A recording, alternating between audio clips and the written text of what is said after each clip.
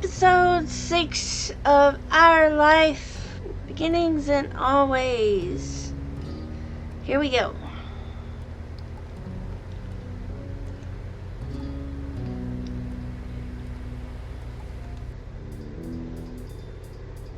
You spotted Mom first, reclining on the couch. She held a magazine in her hands, which she was perusing through. Morning, Mom. She looked up at your greeting, a smile instantly appearing on her face. Thanks. Good morning, Jamie.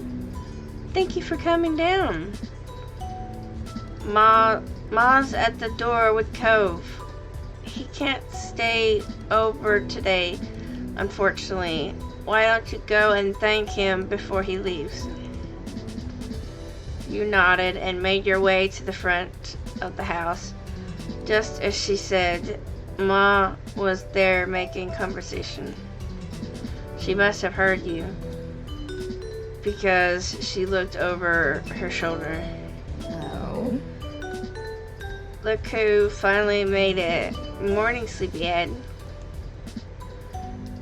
Ma reached forward and you knew she was about to pat you on the head.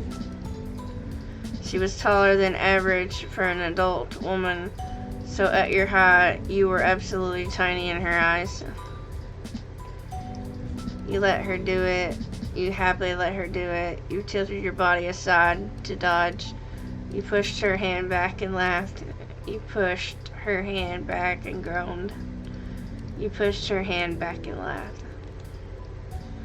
Ma could be so ridiculous, you thought, but that was okay. You're the last one down today. You know that. Life isn't a race. Morning. I was going to stay in longer, so you're welcome. Sorry about the wait. What did we get? Life isn't a race. Funny. I don't think that excuse will work if you're late for anyone other than your own mother, though. With a small laugh, Ma stepped aside. Cope was just as you remembered, exactly how you came to know him to be. Aww. He leaned uncomfortably to the side in your doorway, as the longer strands of his hair idly drifted with the breeze. His features were pinched in embarrassment, and he shifted from one foot to another. He was holding what must be the much talked about gift. At first glance, you figured it must be a bouquet of flowers. Then you gave it a real look. No, instead it was carefully cut fruit. It made a lot of sense that it was actually from Co's dad. You had to suppress a laugh at this showing. You couldn't imagine many folks buying that sort of thing for their own personal enjoyment. That kind of arrangement was built for the presentation, likely to impress whoever was inevitably going to receive it. It seemed no matter how long he lived here, Mr. Holden would keep going out of his way to be neighborly, and Cove would always be roped into participating. At the sight of you, Cove smiled, but there was some nervousness to it. He's so cute. Hey. You smiled back. You couldn't help thinking, too, when you first met Cove, and how you became such good friends. Lately, though, you were starting to have different feelings for him. Hey, it's nice to see you. Yeah, you too. His grip on the base of the gift tightened and your heartbeat sped up. Even if neither of you had spoken about it, both of you were aware something new was growing in your relationship. It was already shaping you up to be another long summer. The best part was that the two of you had plenty of time to spend together and explore what was developing. His awkwardness over the task started to creep back in, so Cove nudged the gift closer to you. He was ready to be relieved of it. Your hands brushed over his just slightly when you took hold of the base. He flinched enough for you to know with certainty that he noticed it happen. You couldn't help but smile to yourself. And with that, the gift was accepted. I hope you and your family like this. It's a pretty good gift. I think so, anyway. He smiled earnestly. Dad spent a lot of time picking out the best size and design. There were so many options to choose from. You were too cute sometimes. Thanks. Thank you. You were too cute sometimes. I'm not trying to be. Just thank my dad for all this, okay? Alright. Mr. Holden's behavior really was different from any neighbor you'd ever had, though. After 5 years, you were used to his antics, and you'd since made up your mind on what your opinion was. He was nice, he was sort of funny. He was pretty weird. You didn't like him. He was great. He was great and kinda handsome to boot. He was great. You didn't like him. He was pretty weird. He was sort of funny.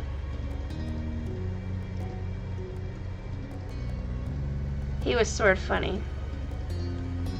Sometimes that could be a good thing, and other times it was a bad thing. Your thoughts were quickly interrupted by a shout. There you are! You shared a confused look with Cove. As one, both of you stepped through the open door onto the neighborhood street. It didn't take long to locate the source of the noise. You spotted Derek just a few yards down the road. He ran up to you. You were happy at the sight of him. You were confused at the sight of him. You were displeased at the sight of him. You were happy at the sight of him. I guess I'm happy at the sight of him. Derek was certainly a welcome guest in your neighborhood. It was a pleasant surprise whenever he showed up. After stopping a couple steps away, Derek hunched over to catch his breath. Then he looked up with a wide grin. Hey. Hey, guy and gal. I was just at your house, Cove, but no one was there. Should have figured you'd be at Jamie's place. Do you ever spend time in your own home, or are you always just there? Derek laughed at his own joke. He either didn't notice that it embarrassed Cove, or the embarrassment was what he was actually laughing at. Derek turned to you. He was going to say more when his eyes widened and he gasped. What's that? You followed his gaze, unsure. Then you realized what he meant. You were still holding Mr. Holden's gift. This? It's kind of like a bouquet of flowers, but made out of fruit. Nice. Nice! Can I have some? Sure, we can share. I haven't even tried any yet. It's a gift from my family. I can't give it to you.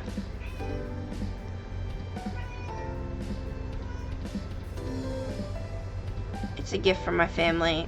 I can't give it to you.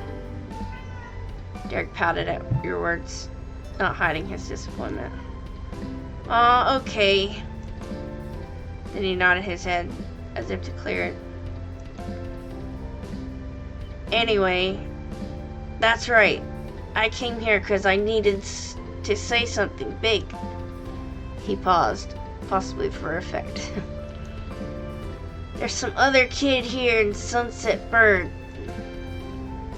Cove was as surprised as you were by the news. Such a reaction made sense.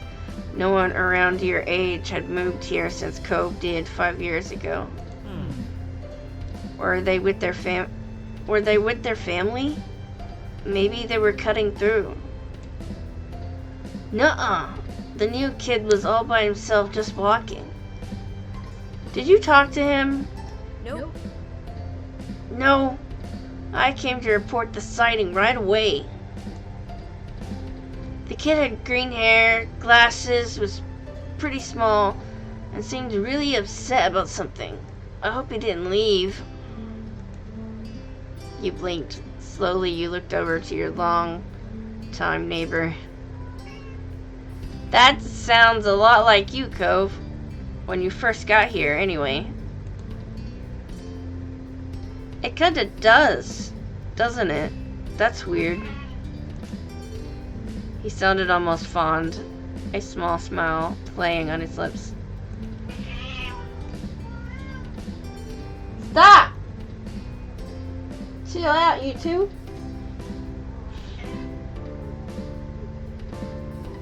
Derek snickered good-naturedly.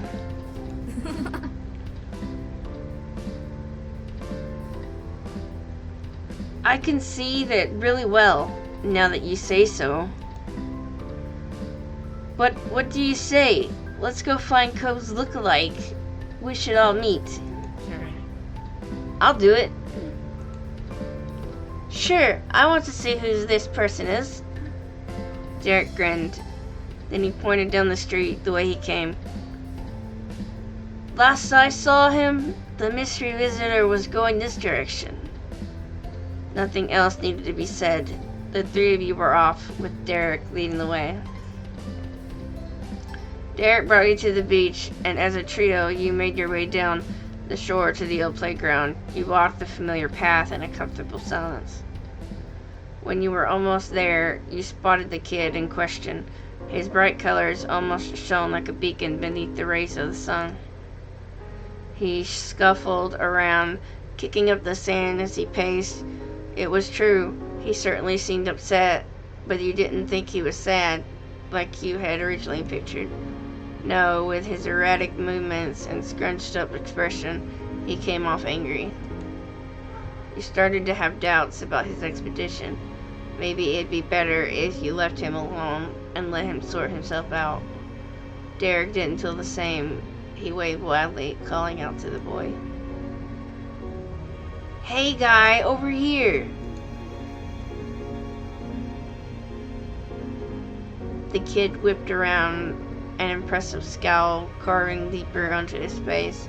His eyes were tired, but a strong hostile energy still radiated from him.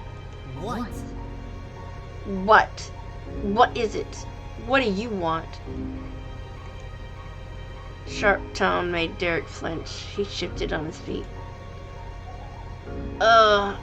What's your name? Jeremy. What? Was that it? No. No. I'm Derek. That's Jamie and Cove. We were just walking around and saw you. We wanted to say hi. There aren't a lot of kids our age in the neighborhood.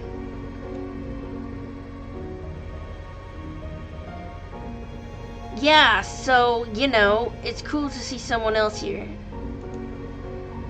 Strangely, Jeremy grew furious by your response.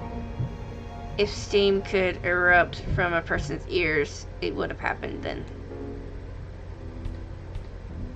They did bring me somewhere stupid. Of course, I knew it. What? My parents. My parents. They're the ones who brought me. I didn't walk to this town. Can you not figure that out on your own? Right. Right. My dad brings me to Sunset Bird too when he has to come for work and all that stuff. It's not bad. That earned him a glare from Jeremy. Derek winced beneath it. Glancing away, it was a struggle to remain friendly with this Jeremy guy. I mean, I wouldn't want to come here for a real vacation, probably, either. That's an understatement. This doesn't count as a vacation. It's a waste of time, a chore. My parents' family is nearby, and we just had to come see them. Ugh. If they're your parents' family, doesn't that make them your family too? I guess. I guess. That's a pretty good reason to come by. Did you want to go somewhere else? No. Jeremy crossed his arms with a huff. He turned away. They should have gone by themselves, since they cared so much, and left me home. But I'm not allowed to be by myself. It makes no sense. They're the ones who don't know how to do anything, and I'm the kid.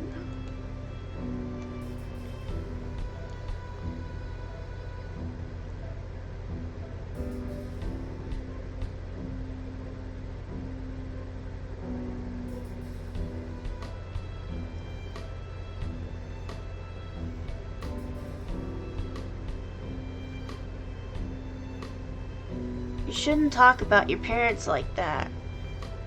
Sorry, it must suck being forced to do something you don't want. We just said hello, you don't have to keep complaining at us. Calm down, you don't have to yell so much. Who peed in your cereal this morning? You kept quiet. You shouldn't talk about your parents like that. What do you know about my parents? Have you met them? No.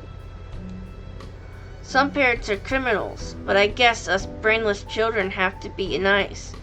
Being rude to a parent is the worst thing in the world. That's not what I meant. So dumb. Close enough. You be there, kid. I'll take your mom and dad. Only someone with really easy parents would be dumb enough to say something so stupid. Hey! Jamie is not dumb.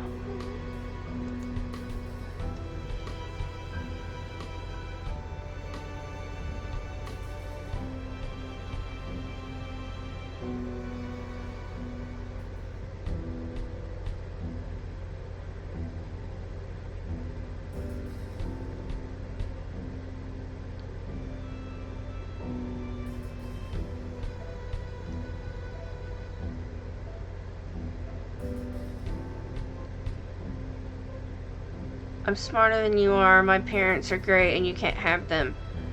I have 2 moms. Shut up. Stop it.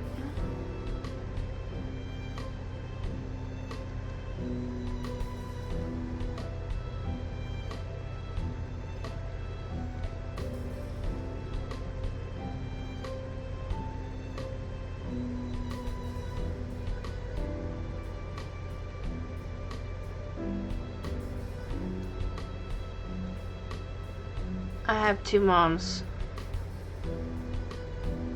Whatever. Same thing. You turned to Cove, lowering your voice.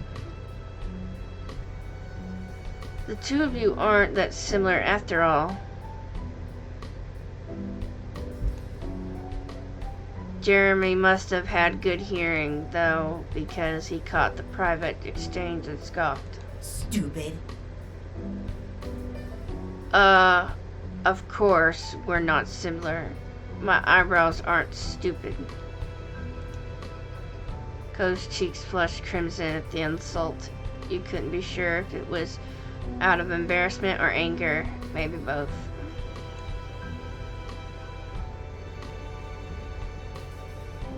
Come on.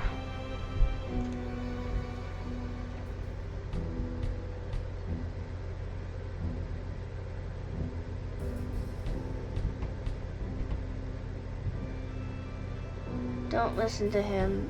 They're really unique and special. Well, they are kind of silly. Apologize to Cove right now. You can't treat people like that. No, Cove's wavy eyebrows are so cool. What? How can you say that when you've got a bowl cut? Don't listen to him. They're really unique and special. Well, they are kind of silly. Apologize to Cove right now. You can't treat people like that.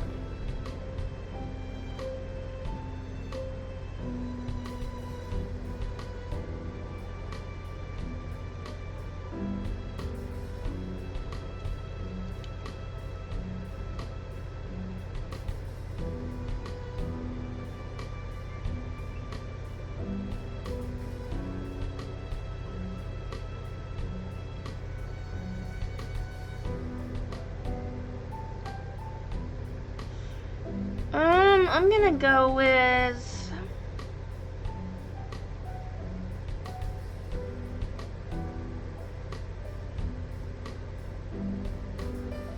don't listen to him. They're really unique and special. Cove smiled weakly. Special because of how ridiculously they look. Maybe. You just rolled your eyes. You crossed your arms over your chest. You shook your head. You patted Cove on the shoulder. You lunged towards Jeremy. You grinned at all this.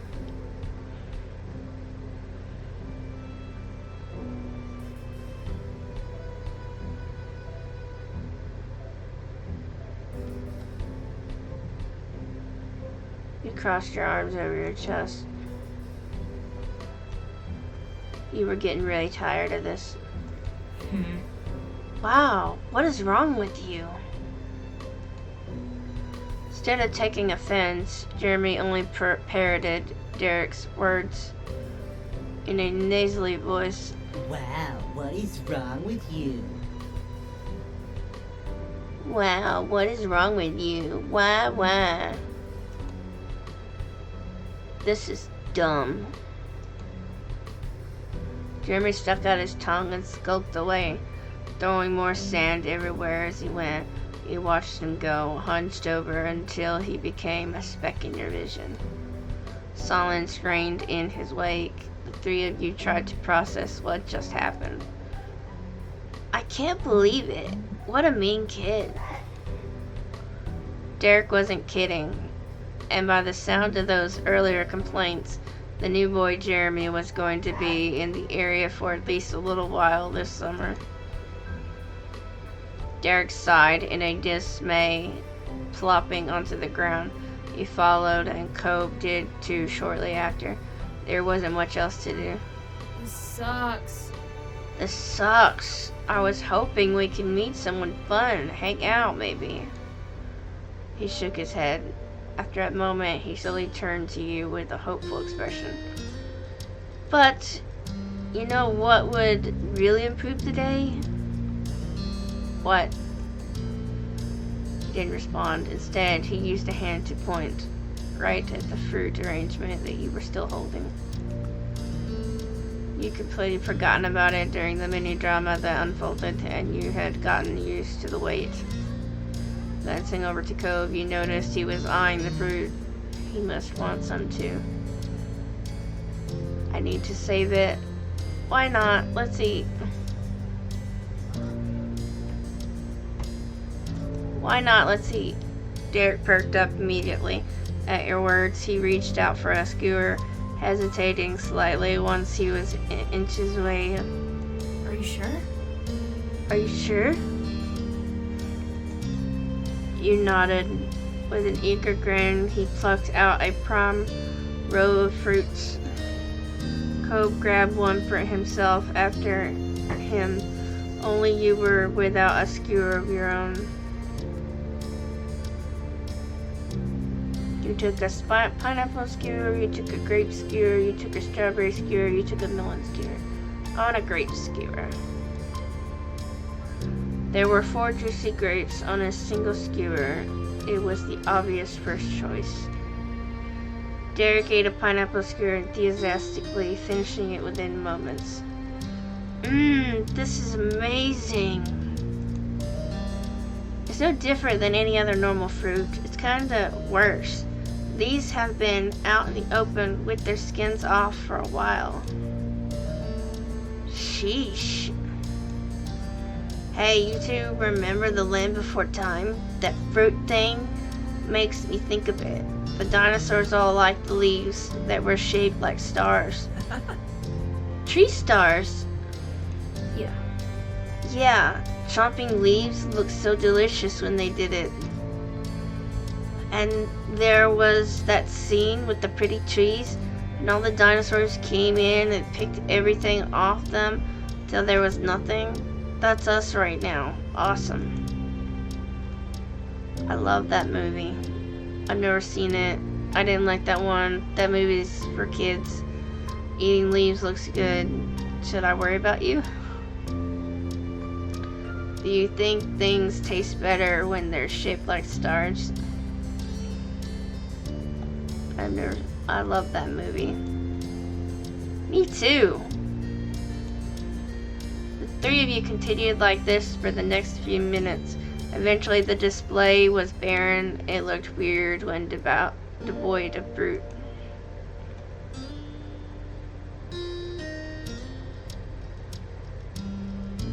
It did help make you feel better. Eating it all had really made you feel better. It did help you feel better. Derek was right. It was so good you were already brightening up from the earlier drama. Hey, Jamie? Yeah? Two of you met eyes casually. Thanks for what you said back then. It's nice not everybody thinks like that guy. Oh, it's okay. He was just being a jerk. Derek chimed in strongly. Don't listen to it, Cove. He's the problem. People shouldn't say those kinds of things. Yeah. Derek then leaned back on his arms. He contemplated the sky with a content sigh. So, are you both ready for summer break? Yeah, no, I'm not sure. Are you? How's someone supposed to be ready for a break? Yeah. Cool on you.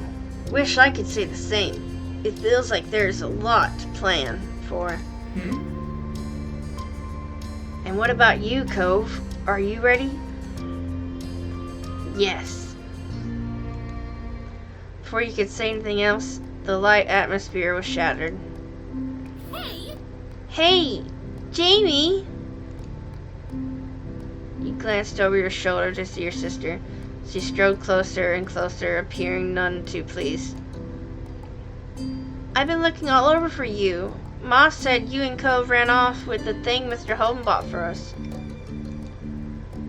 She leered over you with arms folded. So, where is it? Well, it's gone. What do you mean, gone? You moved over to the side to face her completely.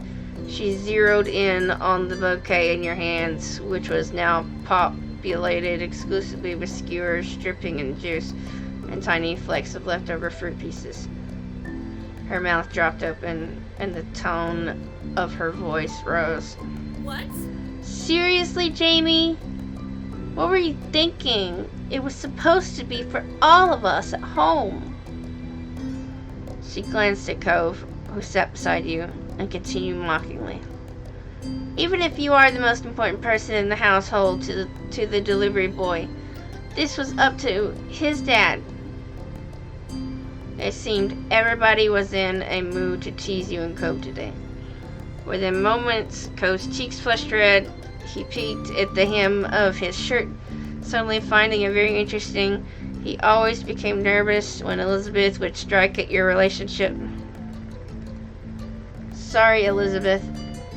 Get over it. Well, the morning's been kind of a disaster. We were hungry. It wasn't us. A seagull came down and ate it all while we weren't looking. Well, the morning's been kind of a disaster.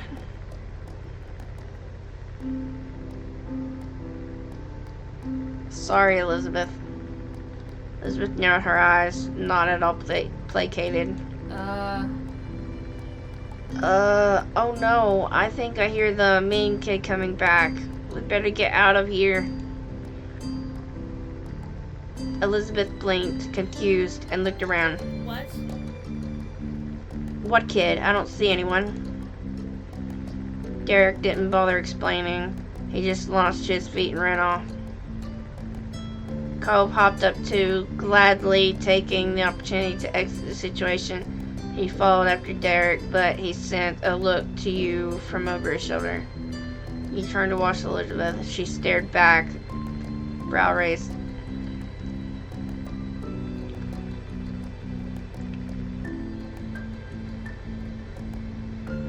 You ran. Without a word, you two got to your feet and bolted down the beach, unimpressed. Elizabeth rolled her eyes. So immature. They're so immature. She shook her head as she walked towards the house, not bothering whatsoever to follow. Meanwhile, the three of you made it back to the shoreline. Derek pumped his fist, grinning in triumph. We escaped and shall live to see another day. Exactly, but we should keep moving. Yeah, for now at least. Victory! My moms are gonna be so mad when Elizabeth tells the story.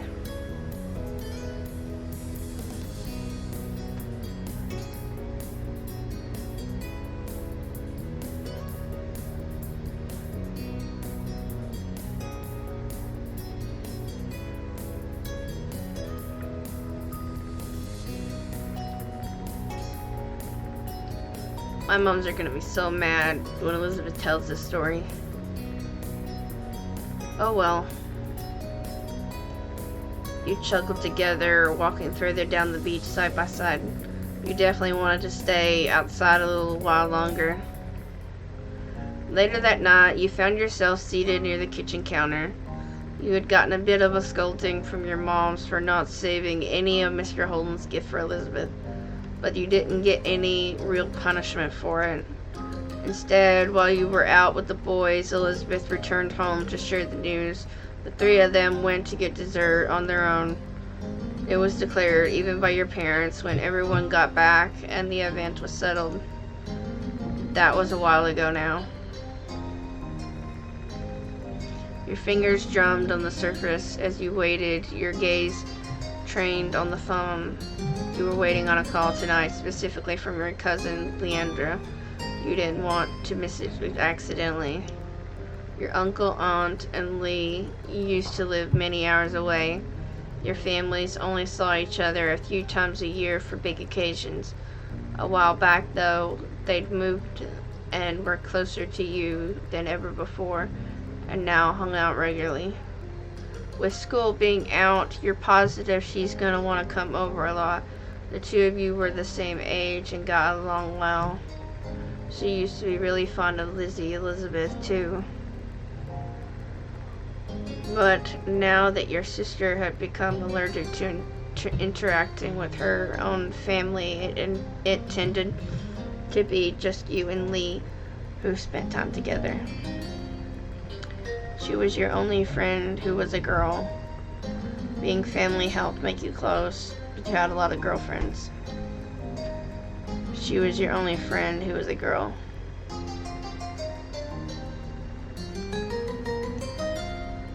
You weren't all that close with any of the girls your age, but you had plenty of other friends.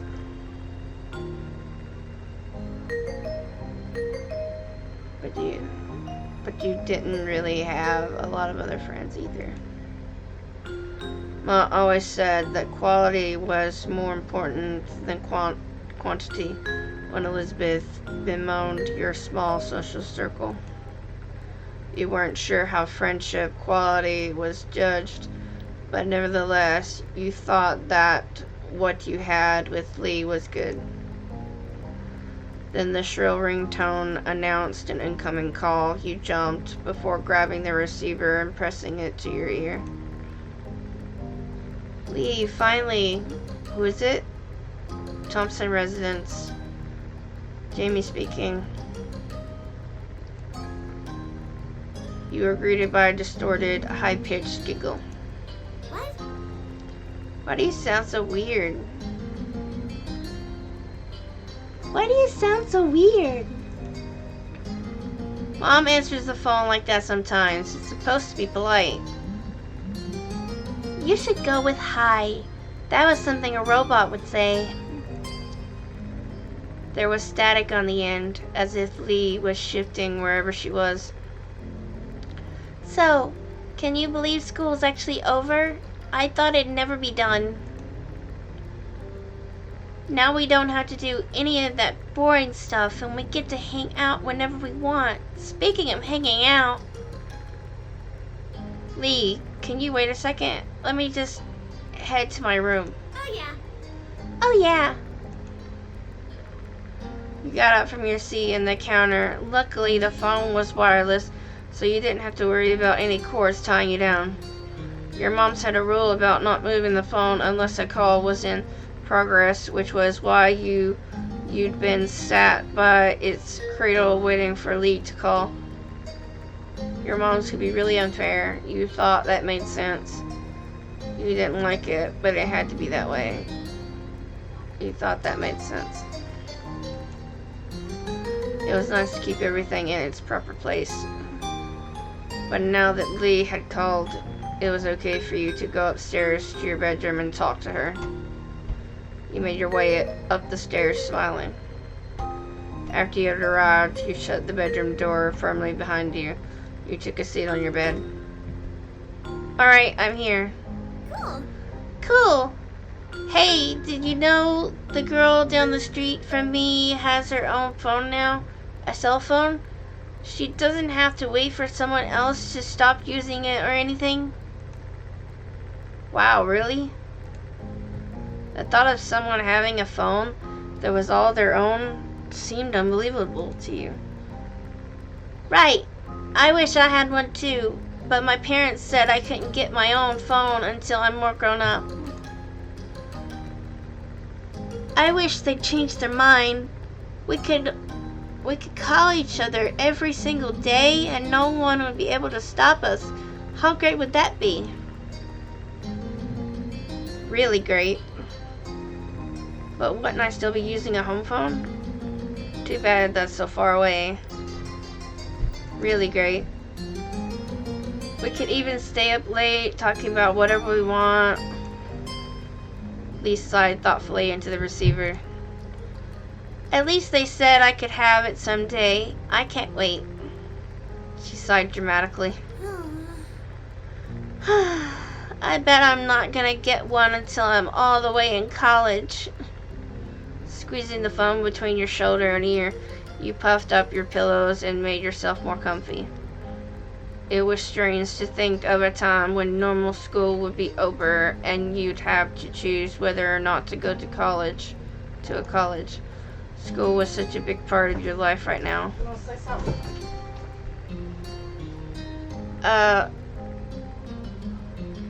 Hang on. He told me that Hang on. Let me, quit. That's gonna be it for right now.